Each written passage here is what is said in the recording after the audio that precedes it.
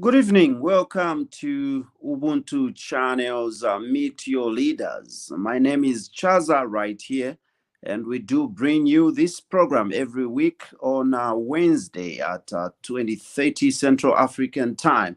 And to have this program, undertaken, I do have my co-host by the name Lance Sunny Banda. Lance, good evening and welcome to the program.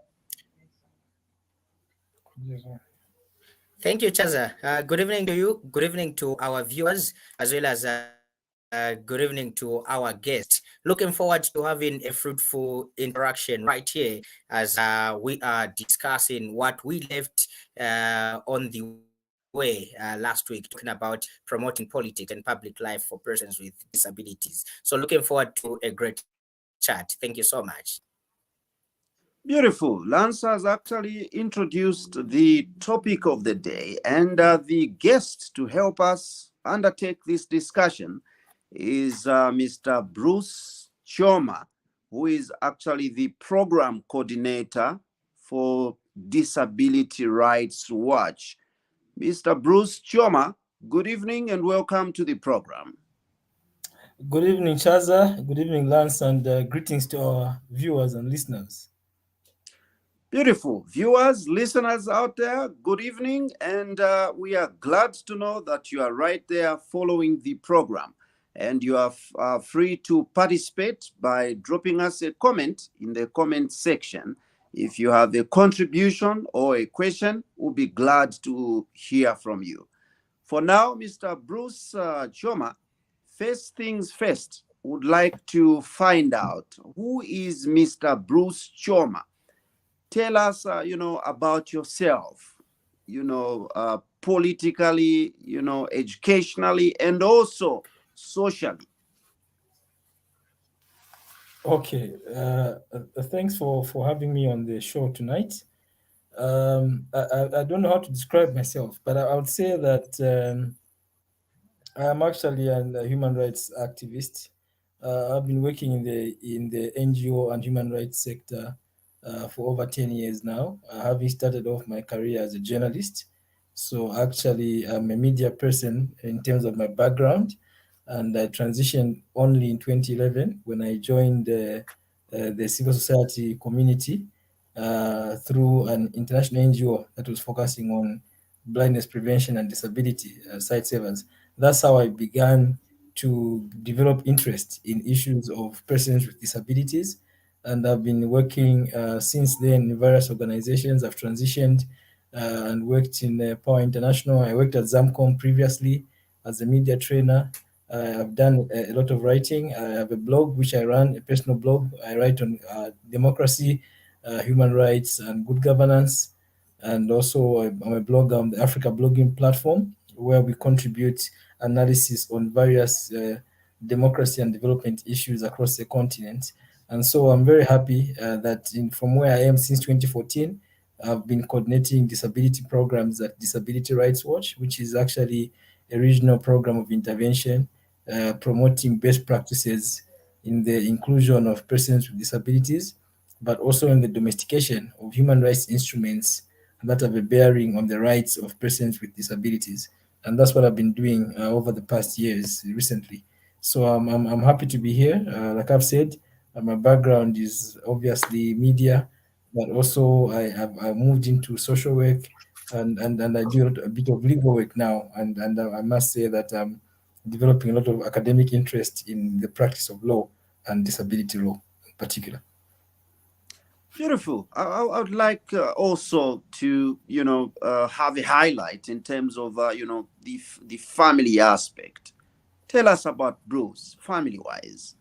Yeah, so I mean, I'm married, and I've one daughter as well, and I think it's a good thing to, to have family and to be accountable to the people that surround you, and that mean a lot to you, and that wish you well. So that is about my social life, and of course, I'm also a Christian. I go to Assemblies of God, so I've grown up in a Christian family, and I'm happy that that's been the orientation. Beautiful. That is, good to know about you. And I would like to find out, as a human rights activist, what really prompted you to getting into activism? What is your objective?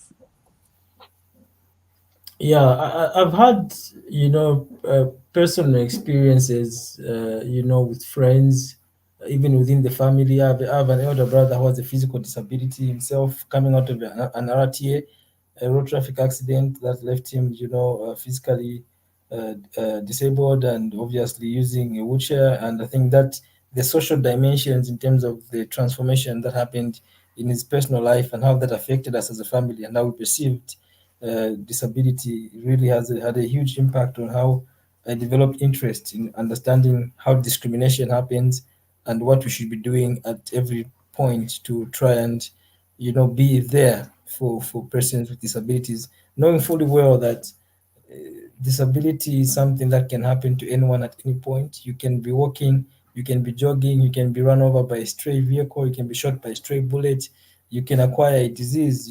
These days there are lifestyle issues around diabetes and whatnot that cause people to acquire visual impairments, physical disabilities. So it's something that is literally living within us. And anytime, at any point, anyone can acquire one form of an impairment or another, and that can affect how they develop, how they interact with others, and how they're perceived by the community.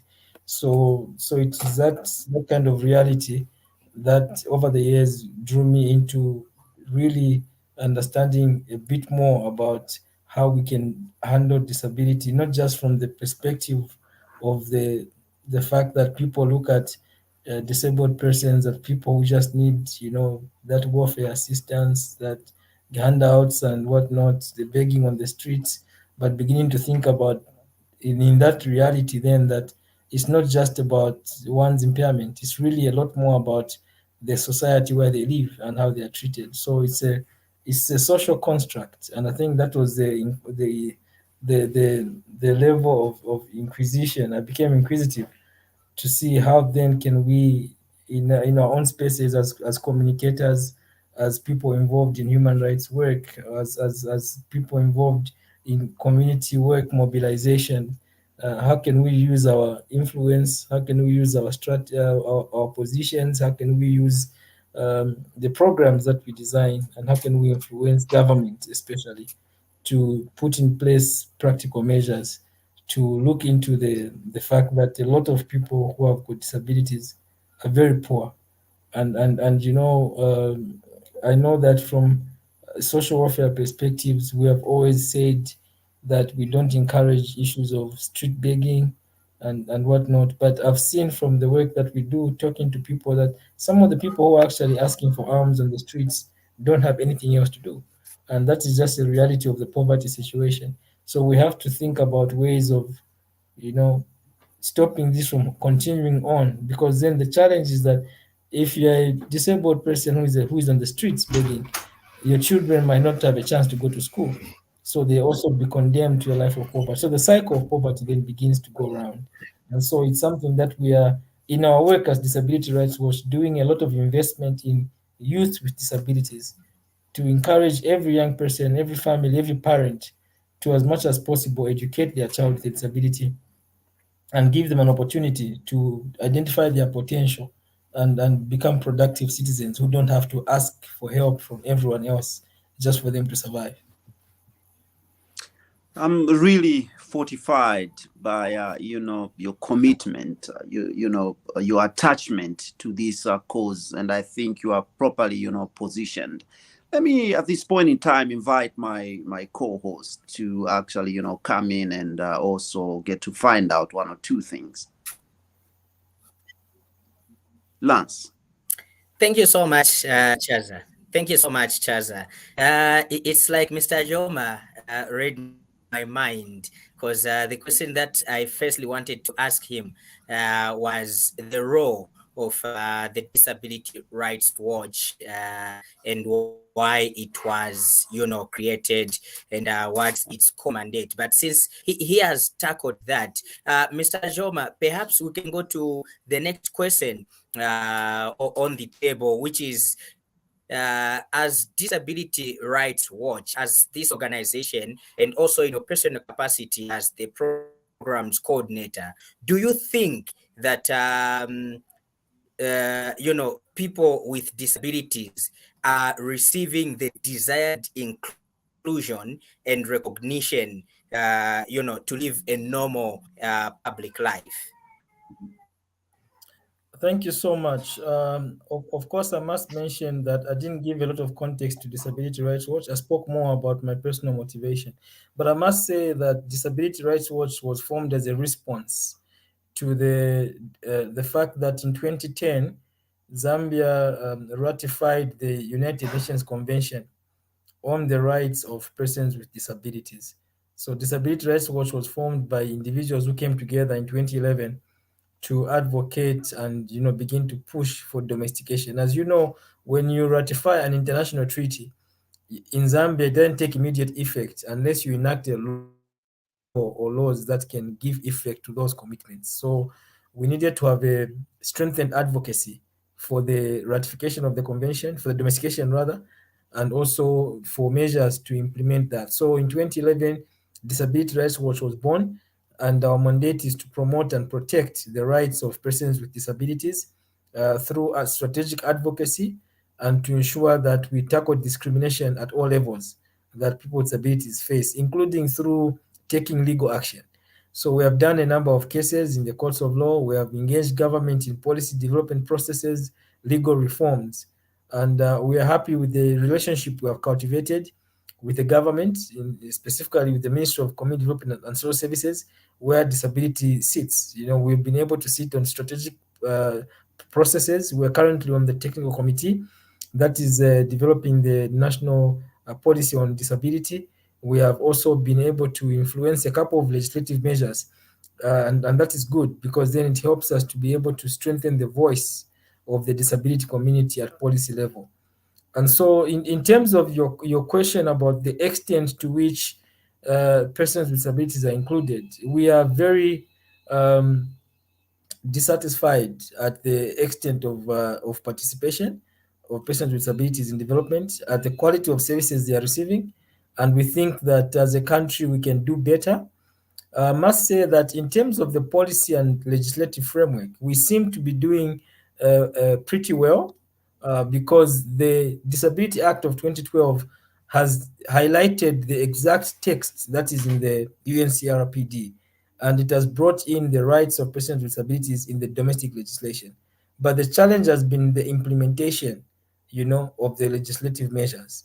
We have seen that there has been a lot of challenges in getting accessibility, to public infrastructure, to information, accessibility to the transport system, and also just getting meaningful participation of persons with disabilities in the national development agenda. And we have seen that in practice as a country, we are yet to create an environment where persons with disabilities can, in their diversity, feel that they truly belong to this country and that they can own the development processes that we are taking forward as a nation. And more importantly, the issue of dignity, because at the end of the day, every person is human, and their human rights dictate that as a community, as a society, we must be able to take care of people with disabilities in that context. So it's really a question of dissatisfaction in terms of implementation. We believe and trust that we can do more as a country to accommodate persons with disabilities and to attend to their aspirations, but also to create an environment where they can access social services that are crucial for their integration and inclusion in the development of the country, and ultimately that we can eliminate and fight poverty among persons with disabilities, because the quality of life for many of persons with disabilities in Zambia is still very poor. Mr. Joma, you've talked about the implementation problem, but the legal framework, the policy measures, have been put in place.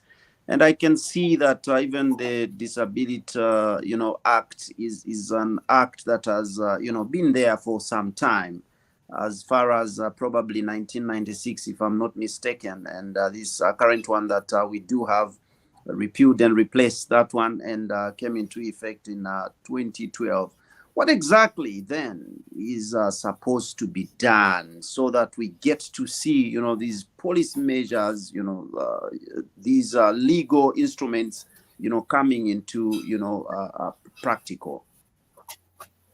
Yeah, so thank you so much. That's a very important question, and the fundamental challenge that the Persons with Disabilities Act of 2012 faces in implementation is the fact that it's a cross-cutting legislation.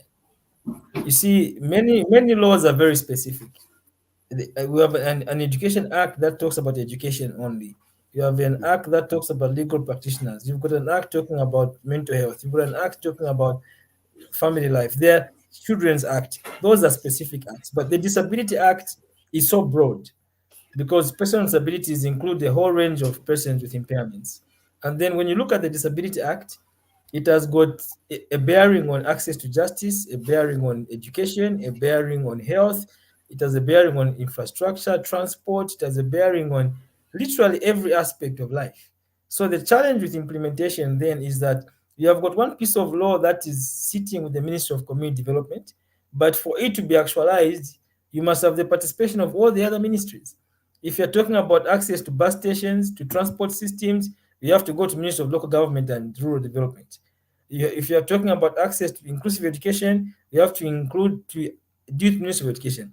If you're talking about the aspects of employment and economic empowerment, social protection, social security, you have to go to Ministry of Labor, Ministry of Small and Medium Enterprises, you have to go to all these. So it has a bearing on various ministries.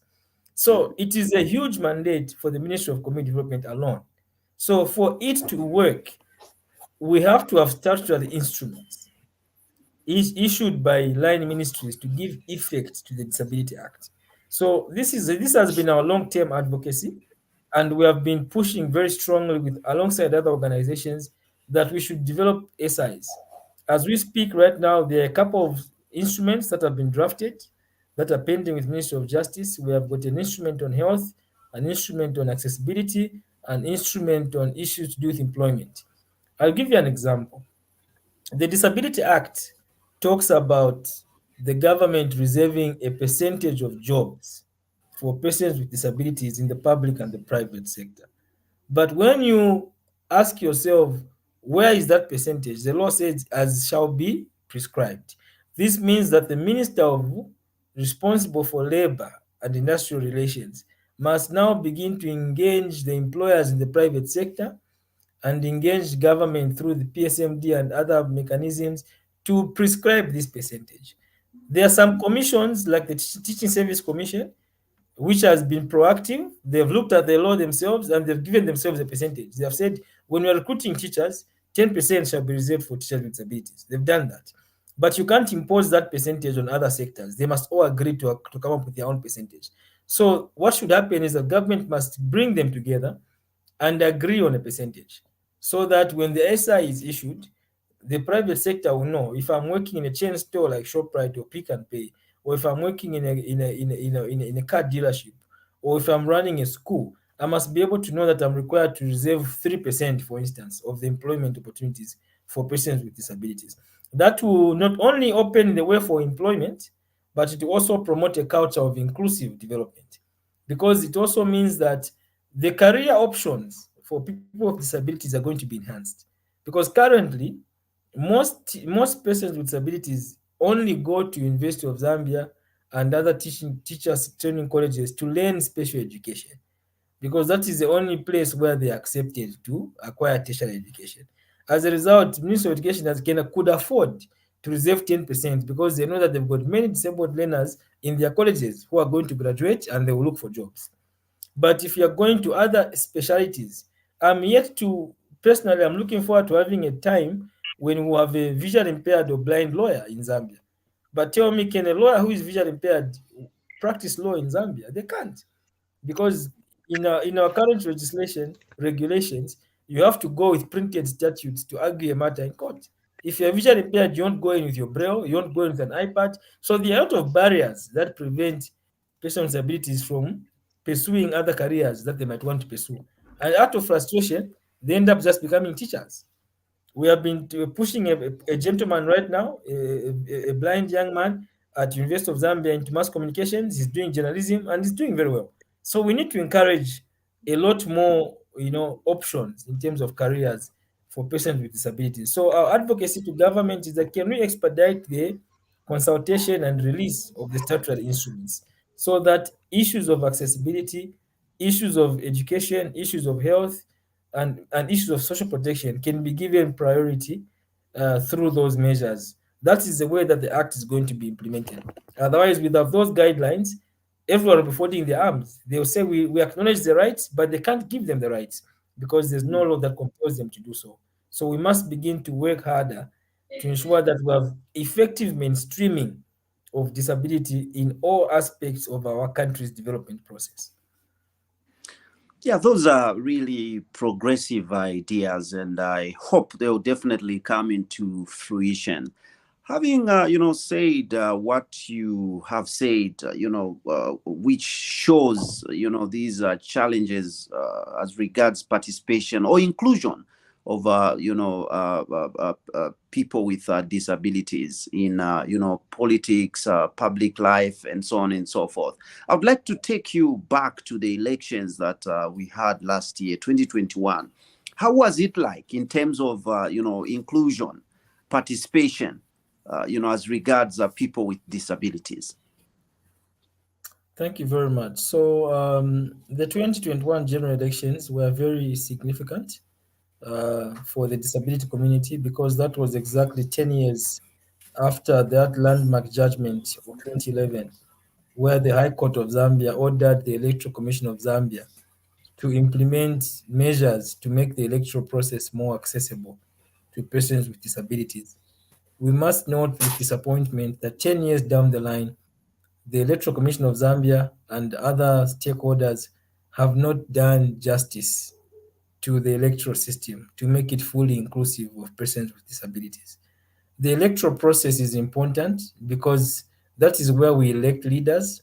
That is the platform that determines the destiny of a country. And I think that the way that a society is judged is on how well it accommodates the needs of the most vulnerable. And so in 2021, we saw that there was still a lot of practical challenges that persons with disabilities faced in meaningfully participating in the country's elections. And from our perspective as Disability Rights Watch, it's not only a question of facilitating voting procedures for persons with disabilities, it's also a question of enabling persons with disabilities to also be elected into public office. So the elections are not just about them coming to vote and escort others to public office. We must also begin to elect persons with disabilities into public office. And what we experienced before 2021 was an intensive campaign. We have a project ourselves with Zambia National Women's Lobby and Demo Finland, where we have been training persons with disabilities to participate in politics. We have been training them about how to campaign, how to mobilize resources, speaking skills. We have also deliberately engaged political parties, and we have been training political parties on how to engage persons with disabilities. And we're happy that compared to 2011, compared to 2016, we actually saw better participation of persons with disabilities, where the number of persons with disabilities who put themselves up for election at local government level, some of them actually won. And we have got some that went as far as vying for, MP level, others as council chairpersons and mayors. But they still complained of a lot of discrimination. Some of the people whom we were pushing to be adopted ended up being displaced on the last minute by their political parties because of pressure from their members, who felt that a person with a disability cannot campaign and they would disadvantage them in the competition to those public offices. So we need to be able to revisit our entire electoral system so that we adopt a mixed member representation system, which was proposed even previously, that there should be safe seats. We should have a percentage of seats in parliament specifically reserved for disadvantaged groups so that we don't have to subject people with disabilities to the same competition that non-disabled persons face. Because we know the reality of our politics. Number one, politics in Zambia is very commercial. My brother, you and I, if you decide to go into politics today, you have to be ready to spend a lot of personal resources in the campaigns, in the primaries, in the adoption, and sadly, even corruption happens in all political parties. People have testified about how they have had to manipulate their way into adoptions, which is unfortunate because that diminishes the quality of our democracy. So we must begin to think hard and strong about how we can enhance self-representation of persons with disabilities. So number one, with regards to the 2021 elections, there was a very low level of education and awareness targeted at persons with disabilities. Information materials in Braille were produced very late. We were receiving some posters and things literally a day before voting day, and we were being told take them to your provinces for distribution. So it was difficult because then how at what point are you going to educate people about how to use them? We had the challenge of the Braille jacket. You know, in most polling stations where we went to, the Braille jackets were not available. Where they were available, they were not utilized because there was no awareness. Most blind voters just went with their spouses, their children, their friends, and they helped them to vote because they did not use this jacket. It was just going to confuse them. They end up having a spoiled ballot or even just not voting for the candidate they wanted to vote for. So we still have a lot of practical challenges to make our electoral system more disability friendly and inclusive. So, just on the elections themselves, you are saying there were only jackets that were provided, braille jackets, and these probably could have even brought confusion. What improvement do we expect as regards braille ballot papers or anything that can actually help the people with the vision impairment? Yeah, so that's an important question. I think we should be asking ourselves a lot of hard-hitting questions about how to make this process friendly.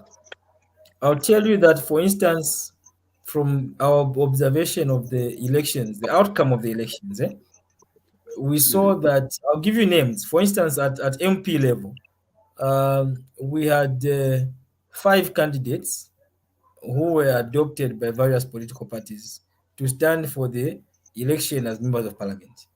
The Patriotic Front adopted Mr. Thomas Mtonga, who is a visually impaired person in Chasefu constituency, and fortunately he stood and he gave a very good run to Nyambose, but he lost to the independent, who was also previously an MP candidate for PF. So that also tells you about the challenges within political parties. Uh, because if that gentleman had decided to support the adopted candidate and not go independent, he would have won. Then we have Ezekiel Kayumba, who was adopted by the Democratic Party in Wapula, in Pambashe constituency. He was also not elected. We had Shaft Mukubesa. This one is as a physical disability. He was adopted in Western Province, Sheke. He was also not elected. We had the female candidate adopted by the PF, Mangala Mwenda in Luo constituency. Again, this candidate also tumbled. The only candidate who was elected successfully was Nixon Chilango in Kaomba constituency, who retained his seat on the PF ticket. So you see that we have challenges there in terms of councillors and council chairpersons. The ones that we had about 7 to 8 candidates, and only 3 of them were elected. This is in Chief Nauli, council chairperson Charles Mulenga, and also we had a councillor in Muli ward in Wapula, Dominic Munda and Dyson Malacha, who is in Lukulu. So we had a lot of interest by persons with disabilities, but the outcomes were not very good. So in terms of making meaningful use of the Braille jacket, we really have to ask ourselves then, what can we do to make this facility accessible? How it works is that we couldn't produce Braille ballot papers for obvious reasons. If you have a Braille ballot paper, it means that that ballot paper is going to have unique features on it for a blind person. So what that means then is that, for instance, if I show up to vote as a blind person and I'm given a Braille ballot paper, and I'm the only one who has voted in that particular polling station, when doing the vote counting, they will know who I voted for because my ballot paper is unique. So they say, oh, so much I'm done, I'm for Java voted our opposition. What will happen again is that the right to a secret ballot is compromised, and you might be even attacked in the community because of your political choices. The principle of elections is that the ballot, your vote is secret. So the idea behind the ballot jacket is to ensure that the Braille markings are on the jacket, which is basically like a foldable paper. So you get the ordinary ballot paper, which everyone else is using, you put it into the jacket. The jacket will act as a guide to the candidates. So if candidate one is for this party, candidate two is for that party, candidate three is for that party, there's a box which is left open. So when you fill those markings as a blind person, you find the candidate of your choice, you go on the box and put an X. That X is going onto the ballot paper, which everyone else is using. Then you can remove it from the jacket and vote independently. Your vote will not be traced to you. Now, there are two things that we found problematic. Number one, when the Braille jackets were produced, whilst the rest of us who are seeing were able to read names, read the symbols, and see those details, the Braille jackets just said candidate one, candidate two, candidate three, up to candidate nine, or whatever.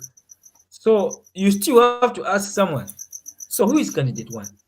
They'll tell you, candidate one is this one, candidate two. So you have to remember as you are going to vote that your preferred candidate is at number 7. Then you go and count the boxes, get to the 7th one and put your X. So the independence in voting is not very guaranteed, because if someone knows, maybe you've gone to an assistant who knows your preference, they might mislead you, and therefore the jacket might not serve its purpose. You might end up voting for their preferred candidate and not your preferred candidate. So it has challenges. What we need to be pushing for is to begin to move further away from the Braille jackets, because again, the second issue, like I said, the first one was the fact that there was just candidate 1, 2, 3 without names of parties and whatnot. The second issue is that the Braille requires education. Not everyone who is born can read Braille. You have to go to school to learn Braille. So if you take a Braille jacket to an illiterate person in the village who is blind, they will not use it because they can't read tactile markings. So that disadvantage is illiterate from voting. The idea behind symbols is to accommodate everyone. You might not know how to read Patriotic Front, but because you know that their symbol is a boat, where there's a boat, you put your marking and you are voted correctly according to your preference. But a visually impaired person will not have the benefit of seeing the symbol. So you need to have clarity in terms of how they make their choices. So what we need to be moving towards is an electronic voting system.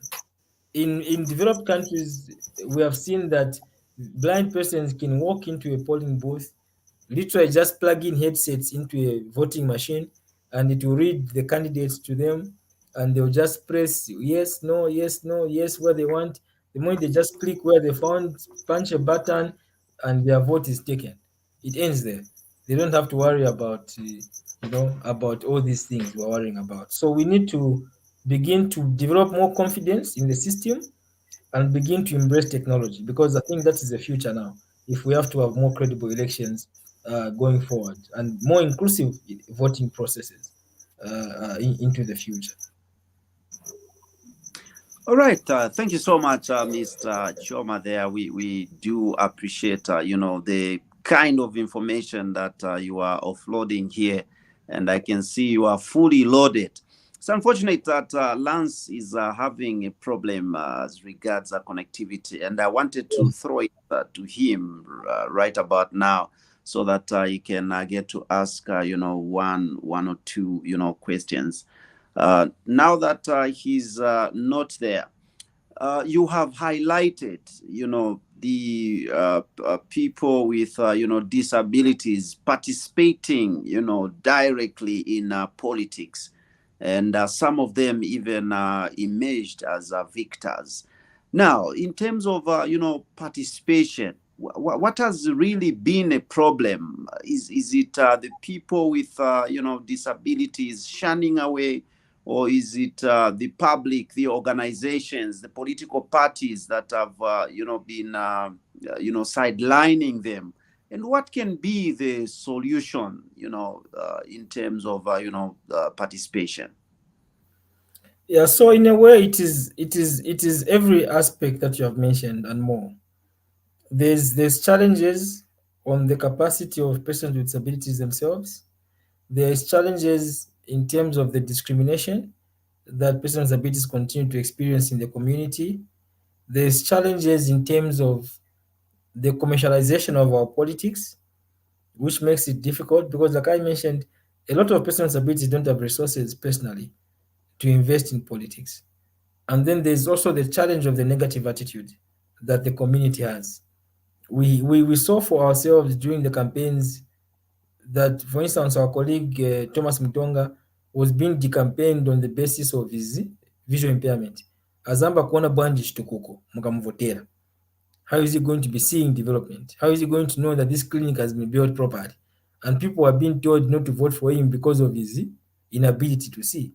And because that's a rural community where people have got all these negative beliefs about disability, despite being presented with a candidate who is very educated to the highest level of education, who is a personally very accomplished academician, and also somebody who emerged from their own community and is an example to other young people with disabilities that they can become anything in life. But you find that on the political scene, their disability begins to be used against them.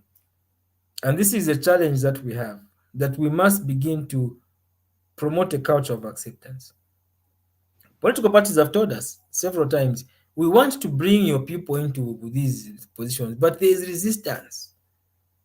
Also, we feel disadvantaged. If we feel the kind of disability, he will be decampaigned, he or she will be decampaigned. And that is the reality. And that's why we are saying that we should not just be thinking about addressing the issues around voting and the systems for voting procedures. We must be investing in developing an inclusive electoral system, one that compels political parties to adopt persons with disabilities, one that does not require persons with disabilities to engage in aggressive physical campaigns in the constituency. We have seen this working in countries like Uganda, where they have a specific quota reserved for persons with disabilities, and they are representing themselves very well in parliament. We have seen it working in South Africa, in the PR system, proportional representation. Political parties are compelled by law. This percentage of your candidates must be representing interest groups. And we know that because of that, they have a voice. So we can also do the same. To run away from this confusion, we can deliberately make it a requirement. For instance, in our constitution, we have said very clearly that political parties must be representative of all groups. Political parties must have national character. Political parties must receive public funding. And when we develop the political party bill, one of the things we have submitted is that no political party must be given public funding if they don't demonstrate that they are inclusive. This means that they must show that they've got a disability wing, they've got persons with disabilities in their structures, and that they are going to promote the participation of persons with disabilities not only in the elective positions, but also in the non-elective ones.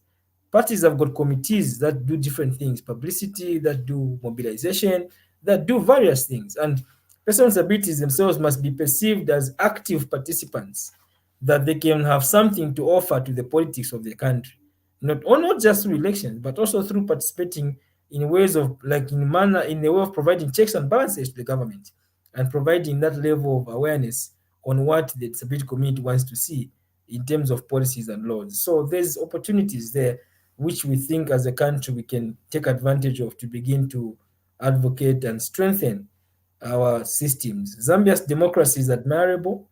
You know, many countries, I mean, across the world, are looking to Zambia and they're saying Zambia has got a very rich democratic culture. We have succeeded to have peaceful transitions across governments and political parties, and it's something to be proud of.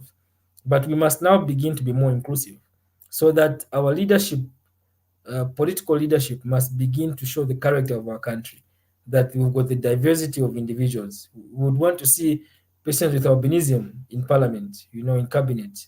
We would want to see women with disabilities serving in influential positions, including serving on the bench as High Court or Supreme Court or Constitutional Court judges. We want to see that level of representation. You have, again brought out, very important aspects.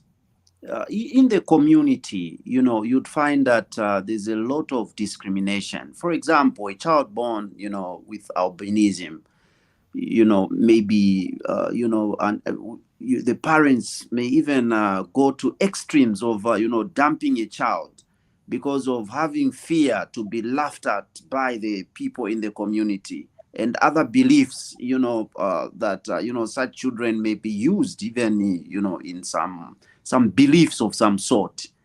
And even just a child born with any other disability, rejected by parents, rejected by the family members, rejected by the community.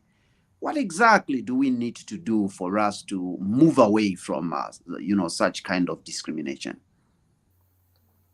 Indeed, it's very unfortunate that after many years, after independence, so much investment in education, we still have these negative beliefs. We still have ritual killings, ritual attacks of persons with albinism. We heard just last week, thankfully, the police managed to stop that syndicate where teachers and others had connived to sell a child with albinism who was in boarding school. It's very heartbreaking that people still believe that body parts of persons with albinism can make them rich or bring about supernatural powers, when we actually know that that's not true. So we need to engage in more public education and awareness. The government must provide adequate funding to the Zambia Agency for Persons with Disabilities so that they can work with organizations of persons with disabilities to raise awareness in the communities, because a lot of these issues are coming from the communities. Illiteracy levels are high. People still believe in very unproductive and very archaic things that are very dangerous. We know the role of traditional healers and these prophets who are saying things that are causing people to do harmful practices to persons with disabilities. They must be educated. We must engage these healers, these traditional healers, and because they're the ones who sometimes send people to get these body parts and think they can make charms for all sorts of purposes. And this requires collaboration beyond Zambian borders. Zambia, Malawi, Tanzania, Mozambique, a lot of these, if you look at that case in Western Province, we are told they probably wanted to smuggle the child to Angola, which is across the border. We have had similar instances in Eastern Province where they attack persons with albinism and smuggle them to Tanzania and to Malawi, and in some cases to Mozambique. So we must begin to really cooperate and begin to work hard to ensure that we raise awareness, but also we strengthen our surveillance so that we can deter these things from happening. We are currently advocating for Zambia to ratify the Africa Union, protocol on disability, because that protocol has actually specifically put in emphasis on protecting persons with albinism from ritual attacks. And it calls for African governments to strengthen their in-country mechanisms, but also their collaboration across borders. And we have been appealing to Zambia to ratify that particular convention. We know that the AU summit is coming up 18, 19 in a few days' time, and African leaders are meeting again, and we want to implore them to seriously ratify that African Disability Protocol, because it speaks more to the African reality and addresses the need to involve all the community leaders, including traditional leaders, and in the issue of of disability inclusion and fighting the discrimination, that people with disabilities face when it comes to access to services, but also where they are vulnerable to attacks, discrimination at household level, and also sometimes national laws that don't recognize that they are individuals who have got rights and that they must exercise them on an equal basis with everyone else. Beautiful. In terms of the education setting, I have seen that, people with disabilities have somewhat been secluded to their own, education setting under schools or classes known as, special unit or special classes. Your comment on this one, is this a good approach? Unlike having them mixed with, the other pupils, the other scholars. What is your comment? What is the best approach to this? So, as Disability Rights Watch, we have been convening since 2016 the annual symposium on inclusive education. Our fundamental belief as an organization is that, as far as practical, we must ensure that learners with disabilities benefit from the social interaction that comes from being in a school where they are in an inclusive environment. And we don't support special education because we think that it excludes persons with disabilities from the community. Because independent living and being included in the community is one of the important aspects of human rights promotion for persons with disabilities. So we must ensure that as much as possible, we promote inclusive education. The Disability Act is very clear that we must have free, affordable, inclusive education across the entire education system. We have got guidelines on inclusive education, which were put in place by the Ministry of Education, and we expect that as much as possible, the system must be able to provide inclusive learning. So, for inclusive education to happen, there are certain things that must be put in place. Number one, there must be a supportive environment in terms of accessibility. We must be able to have schools that are built with ramps for wheelchair users, windows that are sliding to avoid blind persons from hitting themselves on the windows, teachers who are trained, to handle learners with disabilities. There must be also adequate provision of teaching and learning materials for learners with disabilities. And there must be individualized attention. We don't deny that there are certain disability categories that are intense, that are severe, and they might not really learn alongside colleagues who are non-disabled. And that's why we have got centers of excellence. We are appealing to the Zambian government to complete the construction in Lusaka. There at Munali Secondary School, behind Munali there's a center of excellence which has been built by the previous regime. I think it was abandoned, and it's been over almost 3 years. It's been stripped. We had engaged the Ministry of Education to say, why is this thing not being finished? When it was at 80% complete. Houses have been built there for teachers. Assessment centers was being built there. A very fantastic piece of infrastructure, which was going to cater for children who need to be assessed and placed in the schools, but also as a resource center for other teachers to collect materials and to be further trained to be able to handle children with disabilities. So we must begin to show commitment, complete that infrastructure alongside other infrastructure, and also provide the kind of support needed to ensure that the environment is accessible, teachers are trained, materials are available. Because the measurement and the yardstick for the success of inclusive education is what is called, PPA. There must be participation. First of all, there must be presence. A child with a disability must be present in the school. That means the enrollment procedures must be accommodative. Teachers must be aware of the need to accommodate learners with disabilities. There must be participation, secondly. The learner should not just be in school because they are in class and not get anything. They must participate in the learning. And then there must be achievement. We have seen parents who have been taking their children to Munali and to Kablonga. They are in grade 1, grade 8 for 8 years. No, that's not achievement.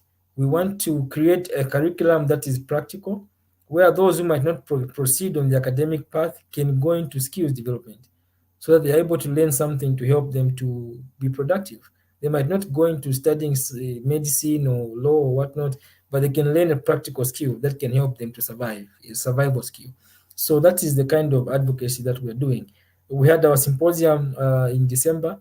It was graced by the Ministry of Education, and I think PS Kamoko was very helpful. He came through and made very important pronouncements on behalf of the Minister of Education, Douglas Yakalima, committing the UPND government and administration to ensuring that they invest more in education and to make free education a reality for learners with disabilities. I think that is a commitment that we want to see. Beautiful. Lance, are you there? We have really struggled, having you tonight.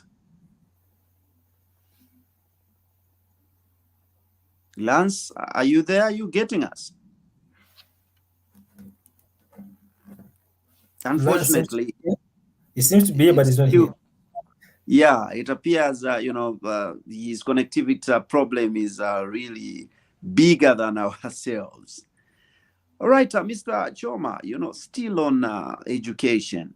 I like the way you have put it. You've talked about, inclusion or inclusiveness.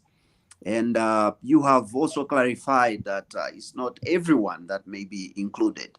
There are some, whose challenges are more and they would need to actually have special attention. I like that, aspect.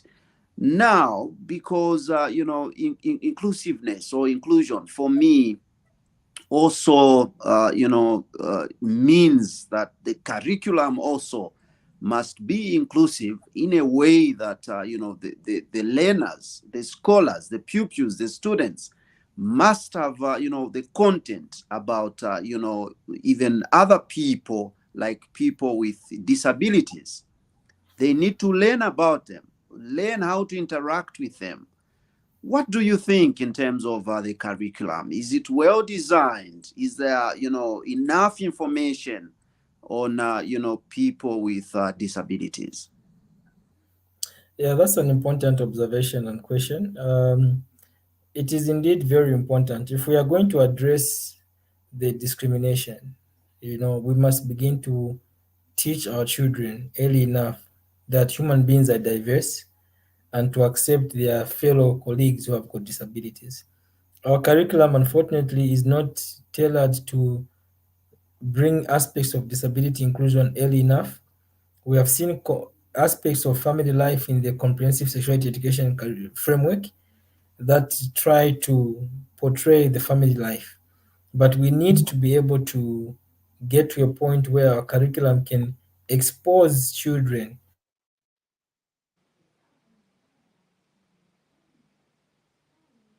to the various disabilities that are there, how they come about and how they can be managed.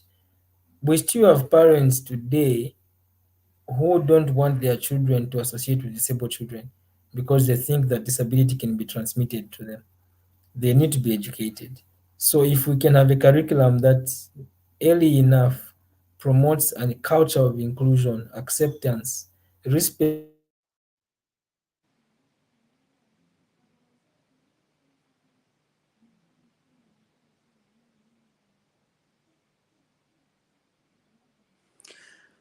We are still here on Meet Your Leaders, and our guest tonight, Bruce Choma. Unfortunately, it appears, we've lost him to connectivity. Still hoping that you come back right here. And totally has been expelled from the set. We are expectant that he'll definitely come back. And I can see he's back. Mr. Choma, welcome back. This time around, it were you that were expelled. yeah, it's we're having internet connectivity challenges. I think Oh, we had yes. some stability. Yeah. You may Yeah. take it up from where you had ended. No, I was just talking about the curriculum, and I was agreeing with you that we need to have a curriculum framework that embraces disability inclusion topics from the early grades, from as early as the lower primary and also up to the secondary level, so that the culture of accepting persons with disabilities must be inculcated in our children as early as possible. All right, Mr. Joma, sometimes an interview is a bit restrictive. There are things that you would have wished to talk about without the direction, from the questions from, the host. Let me give you a few minutes, probably 3 minutes, free flow information that you may have as regards, the topic at hand.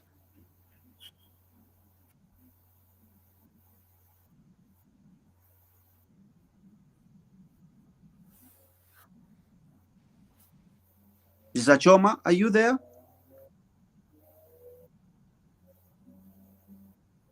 Mr. Choma.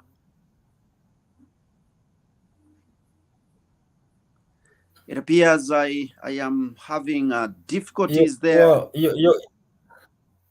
Okay, now I can hear you.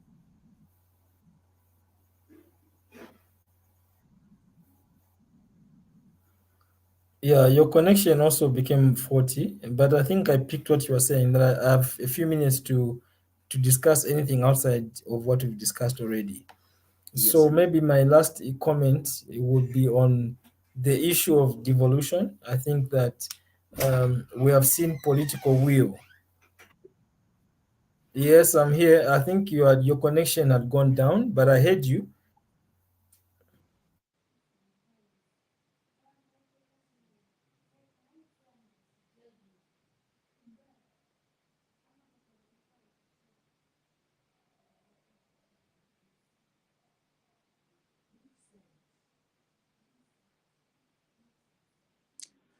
Unfortunately, I can clearly see that my guest has fallen out. He's been cut away by connectivity. This is still Meteor Leaders, and tonight we are looking at, participation, in politics and public life by people with disabilities. And to help us, undertake, this discussion, we have Mr. Bruce Choma, who is right here with us. And I'm hoping that he does come back so that we get to conclude on our interview, because we are a few minutes away from, the finishing time.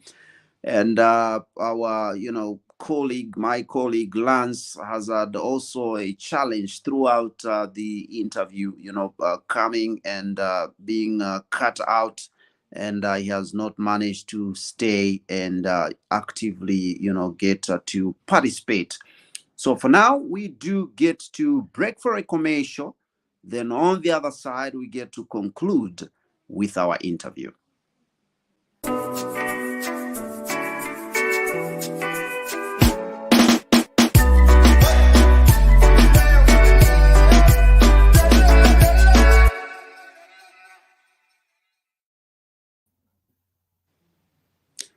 Welcome back, and I'm glad our guest is back here. Mr. Choma, I believe you got my input. I was saying sometimes an interview may be restrictive and may not highlight what you may have loved to be talked about. So I give you probably 2-3 minutes that you can give us free flow information right here as we get to a close of the program.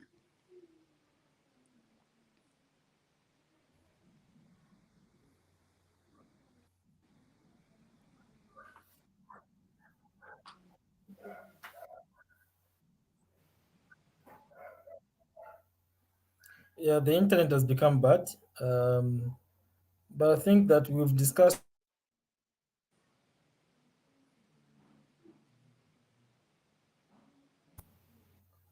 that we wanted to discuss. The internet has been terrible at the end. So I think it's just to appeal to, to everyone to adopt a more supportive and positive attitude towards the subject. Um, I see that we keep on dropping and coming back on. So it has been a bit of a challenge towards the end. But I think that the substance of what we wanted to discuss has been touched on. And we hope that we can have more interaction, on this subject in future episodes. Beautiful. We do appreciate, your time. And personally, I am so fortified with the information, in-depth information that you have given us on the program. And I do look forward also to hosting you even more right here on, different topical issues right here on Ubuntu channel. This has been, Ubuntu Channel's Meet Your Leaders. And tonight we've been looking at promoting politics and public life for persons with disabilities. And to help me have this discussion, our guest tonight has been Mr. Bruce Choma, who is actually programs coordinator for Disability Rights Watch. My name is Chaza. We do appreciate the listeners, the viewers out there, not forgetting our our IT team right here that have been good with us despite connectivity challenges. But they've been there trying to iron out, this and that until this end. Till then, my name is Chaza. God bless you all. We are out of here.